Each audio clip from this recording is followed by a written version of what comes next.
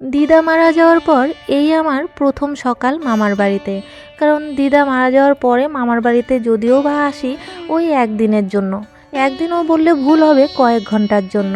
আর কাল যখন বৌভাতে এসেছি তখন তো সন্ধে হয়ে গিয়েছিল, তাই আজকেই আমার প্রথম সকাল মামার বাড়িতে। পার্সোনাল একটু কারণে বরমশাই আসেনি, তবে আমাকে ও বলেছিল আজ সকালে চলে যেতে। তারপর আবার ফোন করে নিজেই বলল যে ঠিক আছে, এতদিন পরে যখন গিয়েছো তো একদিন থেকেই আসো।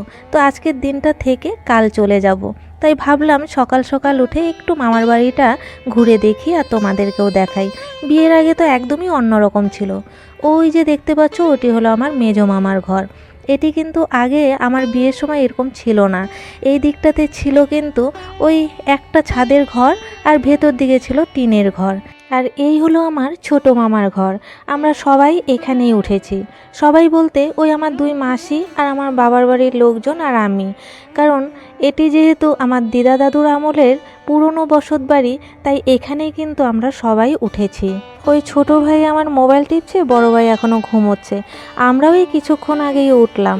আসলে কি কাল রাতে অনেক দেরি করে এসেছি, ওই রাত 2টোর দিকে হবে।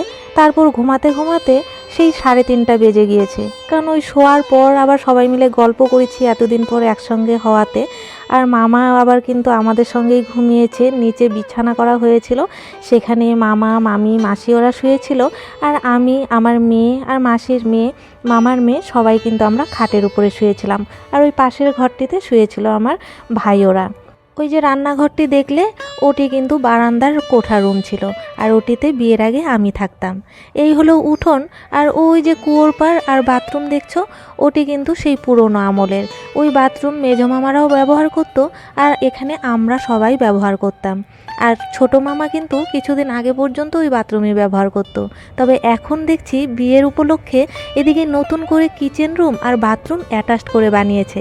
এতে কিন্তু অনেকটাই সুবিধে হয়েছে। যদিও মামি এখনও কিচেন রুমটা ব্যবহার করেনি, তবে বাথরুম কিন্তু আমরা সবাই মিলে ব্যবহার করেছি। আবার এদিকে দেখছি একটা কলও বসিয়েছে ওই ভেতরে কাচাকাচি করার জন্য। এই পুরো দিকটাই কিন্তু আমার ছোট মামার।